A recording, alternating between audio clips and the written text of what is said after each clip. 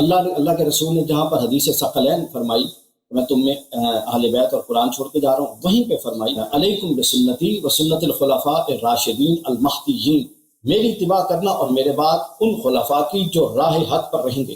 ہم اہل سنت حضرت ابوبکر صدیق سے لے کر حضرت امام حسن علیہ السلام تک، جو نص بخاری مسلم اور بہت ساری اہل تشیع کتب میں بھی غالباً یہ موجود ہوگی، جو 30 سالہ خلافت کا اشارہ تھا، اور اس کے بعد وہی ایک بندہ، جس طرح حضرت ابوبکر ظاہراً ایک بندے تھے، ظاہراً حضرت عثمان ایک تھے، ظاہراً حضرت عمر، حضرت علی ایک انسان تھے ظاہراً، اسی پیراڈائم میں جب ملوکیت کا دروازہ کھلتا ہے امام حسن کے بعد، تو ہم اس کو اون ہی نہیں کرتے، ڈس اون کرتے۔ تو آخر وہ کوئی تو اصول تھا نا، جس اصول کی بنیاد پہ ہم اس کو اون کر رہے تھے۔ وہ اصول کیا تھا وہ سن لیجیے۔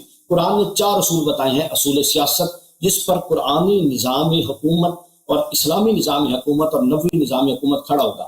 پہلا فرمایا امانتیں اپنے اہلوں کو سپرد کر، دوسرا فرمایا نظام صلاۃ اور نظام زکوٰۃ قائم، تیسرا فرمایا امر بالمعروف و نہی عن المنکر کا اہتمام ہو، اور چوتھا فرمایا کہ وشاورہم فی الامر، تمام اہم امور میں مشاورت ہو۔ اور ان 4 چیزوں کو اگر بیک اپ دے گی کوئی بھی حکومت، وہ ایک فرد کی خلافت کی ہوگی، وہ جمہوریت کی ہوگی، وہ جو بھی ہوگی، اس کو ہم قرآن اور سنت کی روح سے اسلامی حکومت کہہ سکتے ہیں۔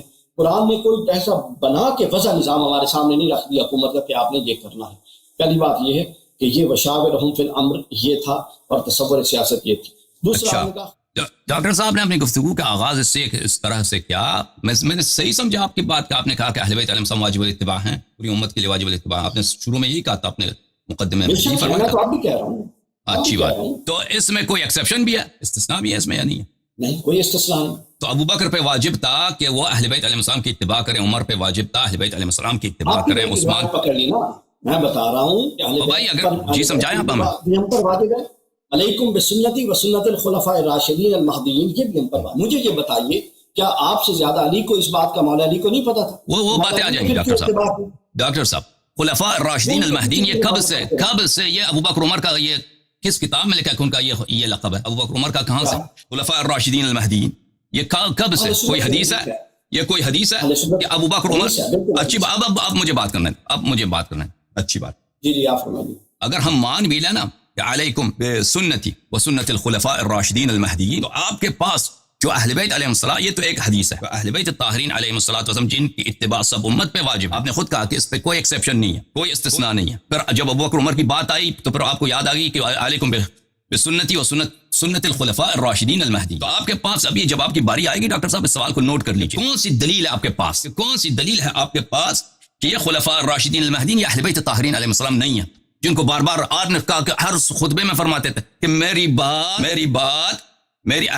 قرآن مجید اور اہل بیت علیہ السلام کی اتباع کرو، جو ہر خطبے میں فرماتے تھے۔ دیکھو کہ عزیز عقل بھی کوئی چیز ہے، ہر خطبے میں فرماتے تھے کہ میرے بعد میں قرآن مجید اور اہل بیت علیہ السلام کی اتباع کرو، وہ خلفاء راشدین المہدیین نہیں ہیں۔ اور اجنبی لوگ، وہ کیسے لوگ عزیزو، میں آپ کی خدمت میں دکھاؤں کہ کیسے لوگ، کن لوگوں کو یہ خلفاء راشدین المہدیین مانتے ہیں۔ بہت اچھی بات کر رہے ہیں، یہ میں آپ کی بات کو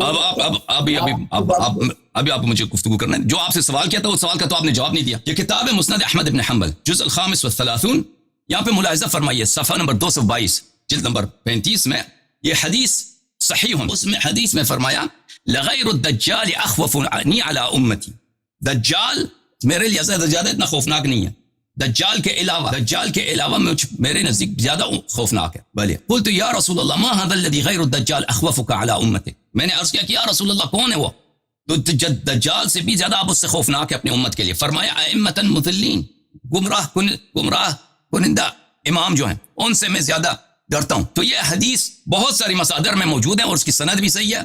آپ کی خدمت میں عرض کروں کہ البانی وغیرہ نے بھی اس کی تصحیح کیا۔ تو آپ فرماتے ہیں کہ حکومت سازی کا کوئی چیز قرآن میں نہیں ہے، سنت میں بھی نہیں ہوگی، پھر وہی صرف یہی ہے کہ علیکم کہ مشورہ کر لو، مشورہ اتنا ہی ہے آپ کے پاس۔ اگر نہیں ہے تو پھر قرآن ہی ناقص ہے آپ لوگوں کے نزدیک اور سنت بھی ناقص ہے، تو پھر ہمارے مذہب کی طرف آ جاؤ کہ وہاں پہ الا ماشاء اللہ قرآن اور سنت سے امامت کا مسئلہ حل ہو جاتا ہے۔ اتنے نصوص اتنے زیادہ ہیں کہ الا ماشاء اللہ زیادہ ہے۔ اچھا آپ نصوص پیش فرمائیے نا قرآن سے۔ بھائی میں نے ڈاکٹر صاحب کی خدمت میں عرض کیا کہ آپ نے 6-7 مسئلے پہ طرح کیا نا، 6-7 میں ان کا میں جواب دے دوں، پھر آپ نیا مسئلہ ابھی تو نہیں اس طرح کہ آپ مثلا 7-8 سوال مطرح کریں پھر مجھے اس کا جواب نہ دینے دیں، پھر کہتے ایک نیا سوال میں لے کے آیا ہوں. بھائی صاحب آپ کچھ تسلی کریں، کچھ تسلی کریں، کچھ صبر کریں، میں آپ کے نکات کا جواب دے دوں. دیکھیں ابھی آپ نے بنیادی سوال ہے، باقی سوال اس کے ذہن میں خود ایڈریس ہو جائیں گے. میں یہ عرض کر آپ اس پر تھوڑی گفتگو فرمائیے جو آپ سمجھ گیا. اگر یہ تو پھر قرآن ناقص ہو گیا، اگر قرآن میں حکومت سازی نہیں تو یہ تو ناقص ہو گیا، وہ بڑی بات تھی. تو یار اس سے چلیے، میرا خیال ہے اگر وہ ہو جائے حل تو باقی مسئلے ہم جلدی حل کر لیں. اوکے ڈاکٹر صاحب، آپ نے جو مسائل بھی طرح کیے ہیں وہ کوئی اس سے پہلے آپ نے کہا کہ میرے عزیزو جہاں تک اس آیہ شریفہ کا تعلق ہے وشاورہم فی الامر، آیہ یہ ہے رسول اچھی طرح سے جان لے میرے محترم ناظرین کہ رسول اللہ صلی اللہ علیہ وسلم عاقل الناس، ان کا عقل سب سے کامل ہے، اور وہ اللہ کی جانب سے ہادی لے کے بن کے آئے ہیں، اور وہ اعلم الناس ہیں. مانتے ہیں ان باتوں کو ڈاکٹر صاحب؟ عاقل الناس ہے، اعلم الناس ہے، ہدایت لے کے آئے ہیں. وہ جب نہیں آئے تھے کسی کے پاس ہدایت نہیں تھا، سب ان باتوں کو مانتے ہیں. جبرائیل انہی کے پاس آتا تھا، جبرائیل صحابہ کے پاس نہیں آتا تھا، مانتے ہیں ان باتوں کو. اور صحابہ کو ان کی ہدایت کی ضرورت تھی، ان کو صحابہ کی ہدایت کی ضرورت نہیں تھی. ان باتوں کو مانتے ہیں نہیں مانتے ڈاکٹر صاحب؟ آپ مانتے ہیں. تو آیہ شریفہ کو دیکھ لیجیے عزیزو، آیہ شریفہ سورہ مبارکہ یہ آل عمران میں ہے، سورہ مبارکہ آل عمران میں آیہ نمبر 159 ہے. فبما رحمت اعوذ باللہ من الشیطان الرجیم فبما رحمت من اللہ لنت لهم، اللہ کی رحمت سے آپ جو ہیں ان کے لیے نرم خو بنے. ولو كنت فظا غلیظ القلب لانفضوا من حولك، اگر آپ سخت ہوتے اور خشک مزاج ہوتے اور شدید مزاج کے بد اخلاق ہوتے، لوگ آپ کو چھوڑ کے چلے جاتے. آپ کے اخلاق بہت حسن ہے. فاعف عنهم، ان کو معاف کرو. واستغفر لهم، اور ان کے لیے استغفار کرو. وشاورهم في الامر، اور کام میں ان کا مشورہ لے لو. فَإِذَا عَزَمْتَ فَتَوَكَّلْ عَلَى اللَّهِ، اور جب کسی بات پر تم اپنا فیصلہ کر لو تو اللہ پہ توکل کرو. ان اللہ یحب المتوکلین، اللہ تعالی متوکلین توکل کرنے والوں پر سے محبت کرتا ہے. میرے محترم ناظرین، اس آیت میں ایسی کوئی بات نہیں ہے کہ ان سے مشورہ کر لو، ان کے مشورے کو قبول کرو یا آپ کو اس کی مشورے کی ضرورت ہے. یہ اس آیہ شریفہ میں آپ ہنس رہے ہیں. ابھی آپ مجھے بتائیں ان اتبع الا ما یوحى الی، یہ تو قرآن مجید میں مقرر آیا. دیکھیں عزیزو، رسول پاک صلی اللہ علیہ وسلم کس چیز کی اتباع کرتے ہیں؟ مختلف آیات میں اللہ تعالیٰ کی جانب سے پیغام ہے کہ حبیب کہہ دیجئے ان کو ان اتبع، کہ میں اتباع نہیں کرتا الا ما یوحى الی، مگر اس چیز کی جو مجھ پہ وحی نازل ہوتی ہے. ٹھیک ہے نا؟ رسول اللہ صلی اللہ علیہ وسلم ان اتبع، میں اتباع کرتا ہی نہیں الا ما یوحى الی. بات سنیں، ابھی میری بات نہیں، اجازت نہیں، میں بات کر رہا ہوں. ان اتبعو، میں کبھی کسی کی اتباع نہیں کرتا الا ما یوحى الی، مگر اس چیز کے کہ اللہ تعالیٰ کی جانب سے مجھ پہ وحی نازل ہوتی. یہاں پہ جو آیا ہے نا کہ ان سے مشورہ لے لو، کیونکہ قرآن مجید میں ملاحظہ فرمائیے، میں آپ کو دکھا دوں سورہ مبارکہ جو رسول پاک صلی اللہ علیہ وسلم کے اسم مبارک سے مسمى ہے، سورہ محمد صلی اللہ علیہ وآلہ وسلم میں یہ ہے. ملاحظہ فرمائیے، ولو نشاء لأریناکہم فلعرفتہم بسیماہم، اگر ہم چاہیں تو منافقین کو ہم دکھا دیں، آپ کو منافقین کو آپ کو دکھا دیں کہ منافقین کون ہیں، تاکہ ان کے چہرے سے آپ پہچان جائیں کہ منافقین کون ہیں. وَلَا تَعْرِفَنَّهُمْ فِي لَحْنِ الْقَوْلِ، لیکن آپ ان کو جانتے ہیں ان کے لحن قول سے.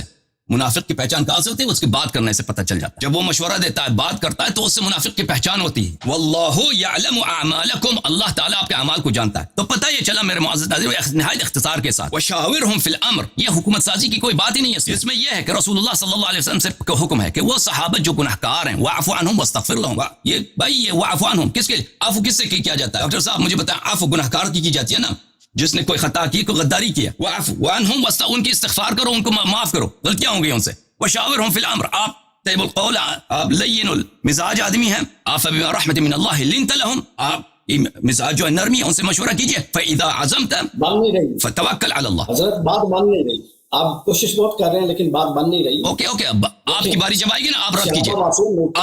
صحابہ معصوم نہیں تھے، آپ کی باری جب آئے گی تو کہا گیا کہ ان کے لیے استغفار بھی کیجئے اور ان سے مشاورت بھی کیجئے. اس کی وہ تعبیر درست ہے جو میں نے کر دی. میں نے یہ فرمایا ہے کہ رسول کا ہر عمل، دیکھیں آپ میری بات کے بیچ میں آ گئے نا، جب آپ کی باری آ جائے گی تو آپ گفتگو کر لینا. تو رسول اللہ صلی اللہ علیہ وسلم، آپ کہنے کا مقصد یہ ہے کہ اس آیت میں کوئی ایسا حکم نہیں ہے رسول اللہ، یہ آپ ثابت ہی نہیں کر، آپ یہ فرمائیں. آپ مجھے دکھائیں کہ اس آیت میں کہاں ہے کہ ان کی مشورے کو مان لو. آپ مجھے دکھائیں. نہیں، یہ کون کہہ رہا ہے مان لو؟ مشورہ کرنے کا حکم کس لیے؟ مشورہ کرنے کا حکم دیا ہے لیکن ماننے کا حکم نہیں دیا. ٹھیک ہے نا؟ میرا بھی یہی تھا، میرا بھی سنت اس کو جاری کرنے کا حکم دیا، بطور سنت اس کو جاری کروایا ہے، سنت رسول بنا کے. جو رسول جس کا قلب مبہت وحی ہے، جس کے دل پر وحی آتی ہے، اس کو بھی کہا ہے کہ آپ اہم امور میں مشورہ کریں. آپ کو احتیاج نہیں ہے لیکن آپ کے بعد مشاورت آپ کی سنت کے طور پہ جاری ہو، جس کی بنیاد پہ یہ آگے سمجھ گیا ڈاکٹر صاحب، سمجھ گیا. پلیز اس طرح گفتگو نہیں ہوتی ہے. نہیں، آپ مقدمہ نہیں بنا. ٹھیک ہے ٹھیک ہے. یہاں پر دیکھو عزیزو، دیکھو میرے محترم ناظرین، ما آمن بی من فسر القرآن برائیہ، من فسر کلامی برائیہ، کہ جو شخص میرے کلام کو شیعہ اور مخالفین کے نزدیک یہ متفق علیہ ہے کہ قرآن مجید کی تفسیر بالرائے یہ حرام ہے، یہ بدعت ہے، یہ حرام ہے، بہت عظیم گناہ ہے. ہاں تو ان حضرت نے کہا ہے کہ یہ حکومت سازی کے لیے ہے، یہ آیت، یہ اس حکومت سازی سے کوئی تعلق ہی نہیں ہے. اجازت دیں بات کرنا کہ بھائی صاحب پلیز. اور ڈاکٹر صاحب دیکھیں، آپ میری بات کو نہ بنائیں نا، میں نے یہ نہیں کہا کہ یہ حکومت سازی کے لیے، میں نے یہ کہا ہے یہ ہر اہم امر، یہ خلافت کے لیے آپ نے کہا ہے. سازی سے بڑا بھی کوئی اہم امر ہے، حکومت سازی سے بڑا بھی کوئی اہم امر ہو سکتا ہے. میں نے یہ کہا ہے کہ یہ ہر اہم امر کے لیے، اور حکومت سازی کتنا اہم امر ہے. آپ اس کو علی جاری صاحب اس کو مطمئن کیجئے مجھے کہ یہ اس سے ہم کیسے، خلافت اس آیت پہ کھڑی ہے، آپ اس کا انکار کیجئے. اجازت دیں میں آپ کی باتوں کا جواب دے رہا ہوں، ایک ایک کر کے جواب دے دوں گا.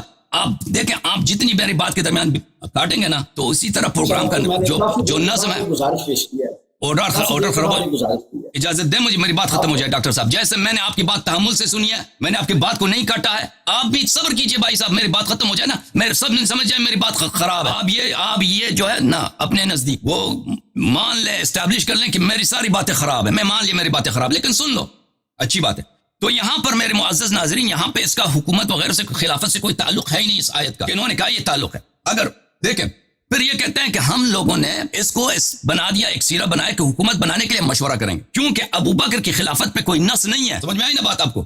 ابو بکر کی خلافت پہ کوئی نص نہیں ہے، عمر کی خلافت پہ بھی کوئی نص نہیں ہے، عثمان کی خلافت پہ بھی کوئی نص نہیں ہے. تو ان کے حکومت بنانے کا طریقہ کیا بنا؟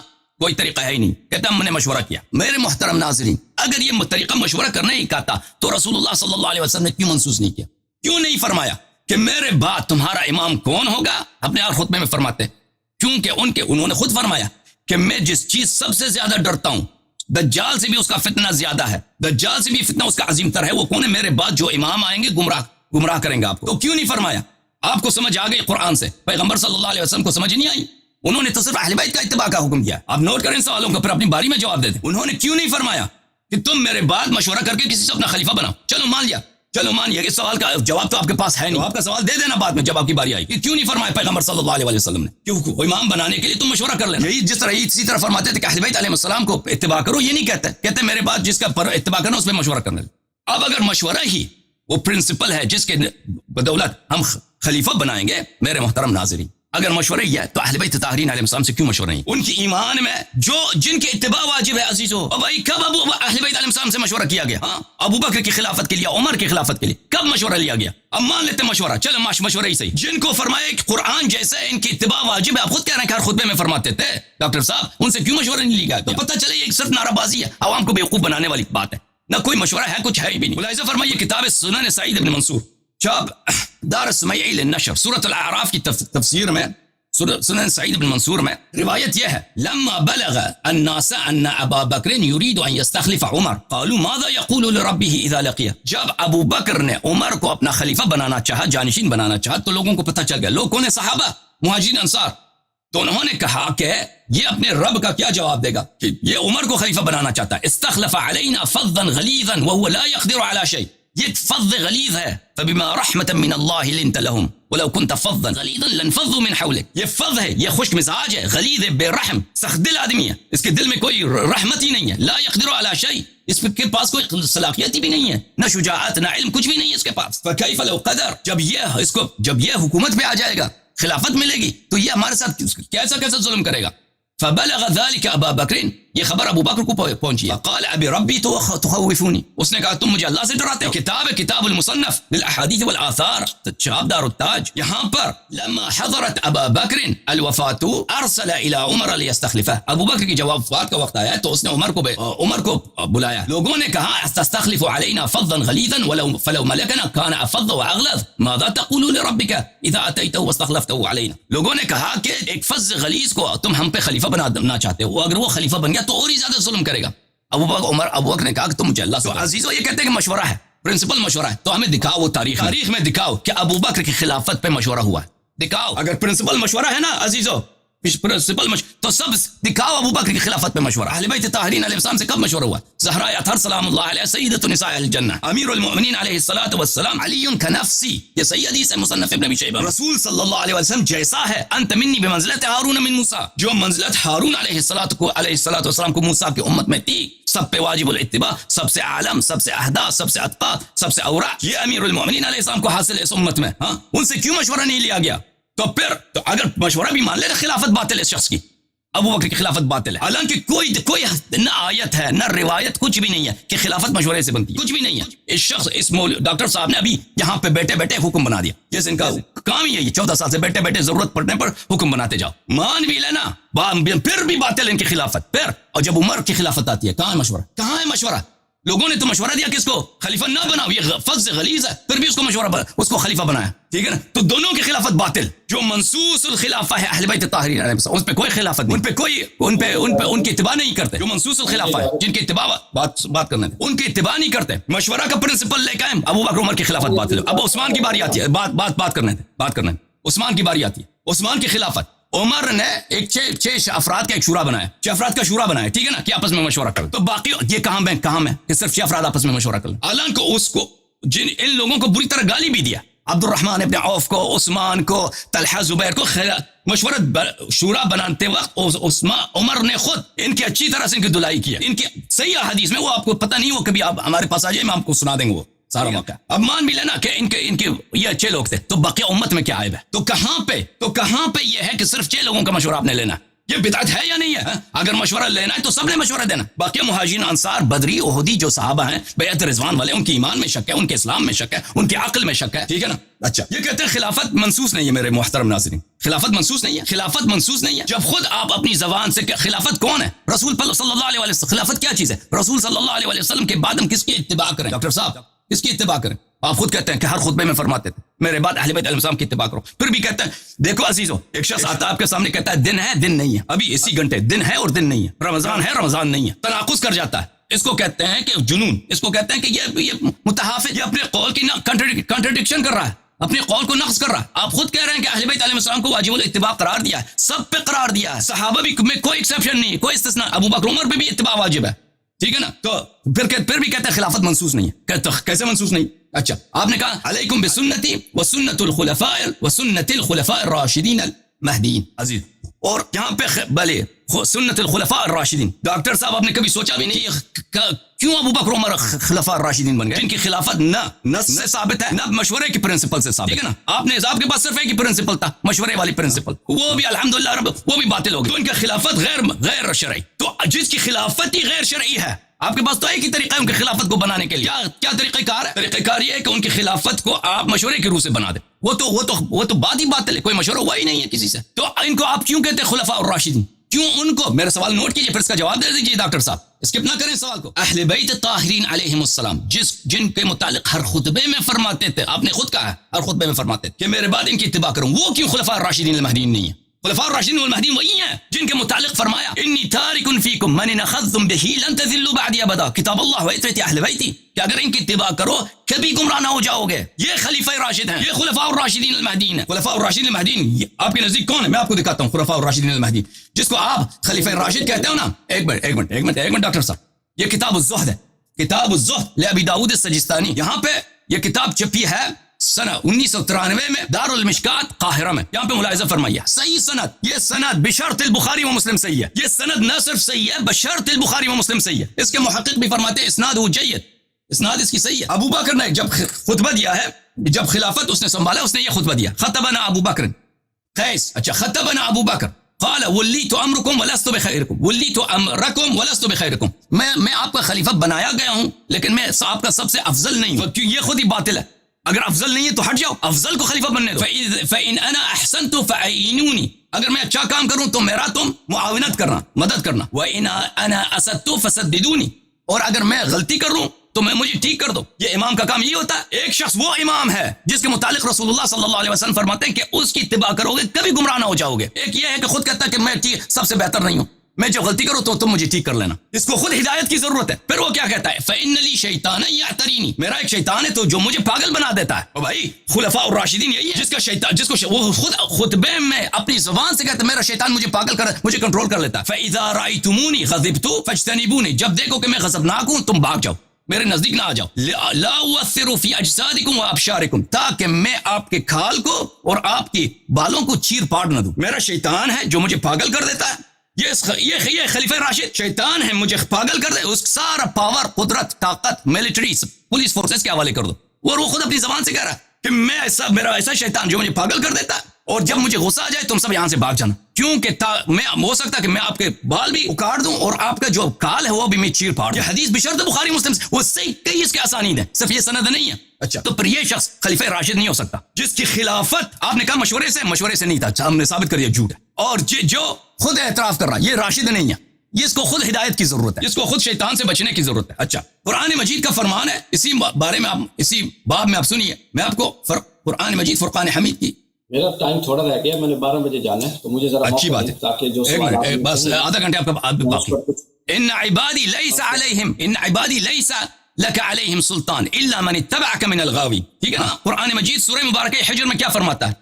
اللہ تعالیٰ کا فرمان ہے شیطان سے، ان عبادی لیس لک علیہم سلطان، میرے بندے جو ہیں، میرے مخلص بندے، میرے پاک بندے، ان کا تیرا ان پر کوئی کنٹرول نہیں ہے. الا من اتبعک، سوائے ان لوگوں کے جو آپ کی اتباع کرتے ہیں، جو غاوین گمراہ ہیں. تو پتہ یہ چلا یہ مہدی نہیں ہے، یہ غاوین میں سے. اچھا یہ آپ کا جواب. اس کی کہتا ہے مجھ پہ شیطان طاری ہے نا، اس کا بھی جواب دینا. جی وہ غیر معصوم تھے نا، تو حدیث پاک میں ہے کہ حضور والسلام کے خلفاء الراشدین کیسے بنا کر رسول اللہ کے علاوہ ہر شخص کے ساتھ شیطان ہے، ہر شخص کے ساتھ، چاہے وہ کوئی بھی ہو. اب یہ الگ بات ہے کہ کون اس پر آپ نہج البلاغہ ابھی میرے پاس نہیں ہے، اٹھائیں. حضرت علی نے یہ کثر نفسی ہوتی ہے بڑے لوگوں. حضرت مولا علی اپنے بارے میں کیا جملے فرماتے ہیں؟ تو رسول صلی اللہ علیہ وسلم متواضع نہیں تھے، بڑا بنا کے پیش نہیں کرتے، ان کو کبھی دلیل نہیں بنایا جاتا.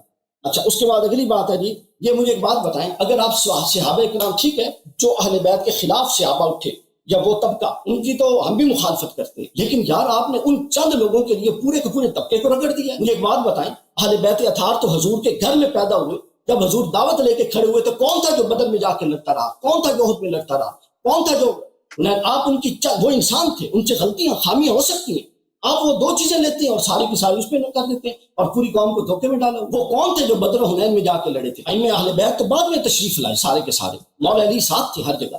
وہ باقی جو اتنے لوگ تھے لڑنے والے وہ سارے کہاں گئے؟ ان میں سے 4 باتوں سے آپ کو اختلاف ہو گیا، انہوں نے خلافت کی پیروی کی تو آپ نے پورے کے پورے طبقات کو نگیٹ کر دیا. یہ درست نہیں ہے، یہ غلط. اب آ جائیں گی بخاری مسلم، آپ بالکل نہ پیش کیا کریں، کیونکہ آپ اگر کوئی بخاری مسلم کی روایت پیش کریں گے تو پھر آپ کو ماننا پڑے گا کہ اگلی بخاری کی روایت بھی ٹھیک ہے، نہیں تو یہ تو بات نہ ہوئی. آپ کی مرضی کی کوئی بات آئے تو وہ قبول ہے، آپ کی مرضی کی نہ آئے تو وہ قبول نہیں ہے. اس کے بعد اب آ جائیں مشاورت پر. مشاورت کے حوالے سے حضرت علی کو ناراضگی تھی، بالکل اس بات کا اس کے اندر موجود ہے بخاری کے اندر اور دیگر کتب کے اندر. حضرت ابوبکر کی خلافت ایک ایسا حادثاتی موقع بن گیا، انصار کہتے تھے ہمارا خلیفہ ہوگا حضور کی وفات کے بعد، اور مہاجرین کہتے تھے ہمارا ہوگا. اس نزاعی کیفیت میں انسان ہے، اس نے جو بہتر سوچا، اس نے اس اجتماعیت کو قائم رکھنے کے لیے ایک فیصلہ کر لیا. اس فیصلے سے کس کو اختلاف ہوا؟ پھر وہی بات آپ نے یہ بتایا نہیں کہ حضرت علی نے ریزسٹ کیا کیا. خلافت مشاورت پر قائم ہوئی اور اس مشاورت کے خلاف علی نے ریزسٹ نہیں کیا. آپ کی دلیل ہے کہ علی کے پاس چونکہ طاقت نہیں تھی. میں اس دلیل کو رد کر چکا ہوں کہ وہ اگر نقطہ ٹھیک ہوتا تو حسین بھی نہ نکلتے. میں رد کر چکا ہوں، چونکہ جو باطل ہوتا ہے حسن کی دیکھ لیں، حسین کی سنت دیکھ لیں، اس کے ساتھ نکلتا ہے. اور علی کے وہ بیٹے تھے، افضل نہیں تھے علی سے، حسن اور حسین. مفضول یہ کام کر رہی ہیں اور افضل باطل پہ خاموش ہو کے بیٹھا ہے. افضل کے سامنے شیطانی حکومت ہے، وہ مولا کائنات بھی ہے، ٹھیک ہے، اور وہ جناب باطل بھی برداشت کر رہا ہے. یعنی یہ تو آپ ایک بزدل بندے کی تصویر کشی کرتے ہیں اور معاذ اللہ تصویر مولا کائنات کے سامنے رکھتے ہیں. یار یہ ہاتھ جڑے ہوئے ہیں، کچھ خدا کا خوف کر، کچھ مطلب وہ روایتیں گھڑیں جو مولا علی کی سٹیٹس پر تو پوری اتریں، ان کی شخصیت پر تو کم از کم اللہ یاری بھائی پوری. مسلک اپنا رکھیں، مکتب اپنا رکھیں، لیکن کم از کم بنیاد تو وہ بنائیں مولا علی کو اور خلافت کو ریجیکٹ کرنے کی. آپ کہیں ہم نہیں مانتے، بس ہم یہ سمجھتے ہیں مولا علی پہلا خلیفہ ہونے چاہیے. جو بنیادیں آپ نے لوگوں کو پڑھائی ہیں وہ بڑی کمزور بنیادیں ہیں، اس کی بنیاد پہ کوئی آپ کی بات نہیں ماننے والا. اور آج کی بات کے بعد تو یہ مشاورت والا سٹیٹس قائم ہو گیا اور آپ کا نقطہ نظر رد ہو گیا. اٹھنا آپ کے نقطہ نظر سے غلط ثابت ہو گیا. امام حسن کا اٹھنا اور پھر یہ بھی غلط ثابت کر دیتا آپ کے نقطے کو. بھائی کہاں مشورہ ہوا ہے؟ بغیر طاقت کے یہ بھی ثابت کر دیتا ہے کہ آپ کا نقطہ درست نہیں ہے. میرا وقت ختم ہو گیا, میں نے یہی بات کرنی. نہیں وقت باقی ہے ابھی آپ نے 12 بجے کہا نا, ابھی 10 منٹ باقی ہیں, کہاں جائیں گے ابھی؟ نہیں میں نے پہنچنا 12 بجے پہنچنا میں نے. نہیں 12 بجے تک ٹائم ہے آپ کے پاس. نہیں ادھر ابھی آپ نے ہمارے سوالات کے جواب دیا. آپ نے کہا مشورہ ثابت ہو گیا, تو آپ نے دکھایا نہیں کہ ابو بکر عمر کے خلافت پہ, ابو بکر کے خلافت پہ مشورہ کب ہوا ہے؟ لیٹ نہیں ہے آپ بھی تو میرے جان 20 منٹ لیٹ آئے ہیں, تو مجھے گاڑی میں بیٹھنا. ابو بکر عمر کی خلافت پہ, ابو بکر عمر کی خلافت پہ کب مشورہ ہوا ہے؟ مجھے دکھائیں ذرا عمر کی خلافت پہ مشورہ کہاں. اب وہ یہ تھی, میں بتانے لگے. اچھا بتانے لگے. اچھا اب حضرت علی کا یہ ہوا, حضرت عمر کی خلافت پر مشورہ نہیں ہوا, لیکن میرا اپنے جگہ پہ ختم بات. نس بھی نہیں ہے, مشورہ بھی نہیں ہے. علی کہاں تھے؟ اگر وہ غلط تھا تو بس ہاں, بس صرف یہی ہے کہ امیر المومنین علیہ السلام نے تلوار نہیں اٹھایا. پھر حضرت عمر نے ایک پوری شورا بنائی. اچھا اس پر آپ نے بڑا کمزور اعتراض اٹھایا. ہمیشہ اہل دانش کی شورا بنائی جاتی ہے, لیڈنگ رو طبقات کی شورا بنائی جاتی ہے. شورا میں کوئی 2.5 لاکھ بندہ نہیں ہوتا کبھی. یہ ایک بڑی معقول بات ہے. ہمیشہ ریپرزینٹیٹو, اب دیکھیں نا اسمبلی کیا ہوتی ہے, وہ بڑے لوگ نہیں تھے جس سے اللہ راضی ہے. ابھی آپ کہہ رہے تھے بدر و حنین میں کن لوگوں نے رسول پاک صلی اللہ علیہ وسلم کی حمایت کیا؟ یہ سب بدر حنین والے. اچھا تو ابھی دیکھیں ڈاکٹر صاحب, ابھی آپ جانے لگے. ابھی دیکھیں ڈاکٹر صاحب آپ جانے لگے. ایک سوال کا جواب دے دو, پھر آپ بے شک چلے جاؤ. اب دیکھیں نا, کوئی اعتراض کرے, کوئی ملک چڑھائی کر دے, وہ کہ جی پارلیمنٹ کا فیصلہ ہم نہیں مانتے چونکہ یہ 25 کروڑ کا ملک ہے اور پارلیمنٹ میں تو 250 بندہ بیٹھے, تو آپ اس کو اعتراض پر جواب دے سکتے ہیں, آپ اس کے عقل پر ہی ماتم کریں. تو ہمیشہ ریپرزینٹیٹیوز ہوتے ہیں, ان ریپرزینٹیٹیوز میں سارے ایک طبقے کے لوگ نہیں تھے اتفاق کے رائے کے ساتھ. اچھا اور پھر یہ بھی نہیں ہے, سنیں یہ بھی نہیں ہے کہ جس نے چن لیا پھر وہ آگے اپنے سب گورنر کے ذریعے ووٹ آف کانفیڈنس لیتے تھے. اس دور میں ووٹ آف کانفیڈنس کو بیعت کہا جاتا ہے. ڈاکٹر صاحب آپ نے میرے سب سے اہم سوال کا جواب نہیں دے رہے. سب سے اہم سوال کا جواب نہیں دے رہے ڈاکٹر صاحب. سب سے اہم جو سوال ہے, آپ کا وقت بھی کم ہے اسی لیے میں آپ کو کاٹ رہا ہوں. دیکھیں آپ نے کہا مشورے سے بنتی ہے, آپ نے مان بھی لیا کہ عمر کی خلافت پہ مشورہ نہیں ہوا. چلیں عرض یہ ہے کہ اگر خلافت مشورے سے بنتی ہے, دیکھیں آپ کو پتہ چلا, اور آپ نے اس کو قرآن سے بھی آپ نے ثابت کرنے کی کوشش کی, حالانکہ قرآن میں ایسی کوئی بات نہیں, تو رسول اللہ صلی اللہ علیہ وسلم کو کیوں نہیں پتہ چلا؟ اگر امامت مشورے سے بنتی ہے, ان کو سب سے زیادہ ڈر بھی ہے ائمہ مضلین سے, اگر واقعا خلافت مشورے سے بنتی ہے تو کیوں رسول اللہ صلی اللہ علیہ وسلم نے نہیں بتایا؟ آپ نے کہا کہ ایسا افراتفری کا عالم تھا, جلدی سے ابو بکر کو خلافہ بنایا گیا, اس لیے مشورے کا وقت نہیں ملا, اہل بیت علیہ السلام سے مشورے کرتے. تو آپ نے خود اعتراف کیا کہ نہ ابو بکر کے خلافت پہ مشورہ, نہ عمر کے خلافت پہ مشورہ. اگر پرنسپل مشورہ ہی ہے, تو اگر آپ کو پتہ چلا, آپ کا اتنا ناقص عقل, ناقص فہم, آپ کو 1400 سال کے بعد کے پتہ چلا, تو جو رسالت پناہ صلی اللہ علیہ وسلم ہے, وہ اس کے بجائے کہ ہر خطبے میں کہتے ہیں کہ میری اہل بیت علیہ السلام کی میری بات اتباع کرنا, اس کے بجائے یہی کہتے ہیں بار بار کہ میرے بعد مشورے کرنا, اور مشورے اور پارلیمنٹ کے پرنسپلز بھی بتا دیتے نا. اب مشورے کا حکم سمجھ لیں. مشورے کا حکم یہ ہے, وہاں پر اگر اس وقت 2.5 لاکھ اپنا حضرت عمر کے دور میں 22 لاکھ مربع میل سے سلطنت پھیل چکی, حضرت علی کے دور میں اور زیادہ پھیل چکی, کیا اس وقت جو 26 27 28 لاکھ مربع میل کے لوگ تھے ان سب کو بلوا لیتے کہ 28 لاکھ مربع. بھائی سوال یہ ہے کہ پیغمبر نے کیوں مشورے کا حکم نہیں دیا خلافت کے لیے؟ بھائی ایک واقعہ سنیں بھائی سنیں, ہمیشہ معقول طریقہ یہ, ایک واقعہ ہوا, اس پر ایک اتفاق ہوا, اس کو پھر پبلک اوپینین, پبلک میں فلوٹ کر دیا گیا, پبلک سے ریزسٹنس آنا, اس کے خلاف رائے ہو گیا, پبلک کا قبول کرنا, اس مشورے کی حمایت ہوگی, یہ مشورہ ہو گیا. اللہ تعالیٰ آپ کو سوال یہ نہیں تھا ڈاکٹر صاحب, سوال کا جواب کیوں نہیں دے رہے آپ؟ ہم نے عرض یہ کیا کہ پیغمبر صلی اللہ علیہ وسلم نے کیوں نہیں فرمایا کہ میرے بعد امامت مشورے سے ہوگی, تشاور سے ہوگی, کیوں نہیں فرمایا؟ یہ پیغمبر صلی اللہ علیہ وسلم, یہ قرآن پیغمبر صلی اللہ علیہ وسلم نے تو فرمایا, تو قرآن میں تو یہ کوئی نہیں ہے کہ حکومت مشورے سے بنانا نا, حکومت کے متعلق تو کچھ بھی نہیں امامت. آپ مجھے بتاؤ, میں آپ سے پوچھتا ہوں, یہ منسوس ڈاکٹر صاحب ایک چیز اگر منسوس ہے, اگر ایک چیز منسوس ہے اس پہ مشورہ کی جاتی ہے؟ دیکھیں میں بات کر رہا ہوں, منسوس پہ مشورہ کیا جاتا ہے. ہم اور آپ مشورہ کریں نماز واجب ہے یا نہیں ہے؟ نص آ گئی ہے بھائی, مشورہ کرنا ہے, اب آپ کریں. آپ مجھے بتاؤ ڈاکٹر صاحب, اس سوال کا جواب دے دو.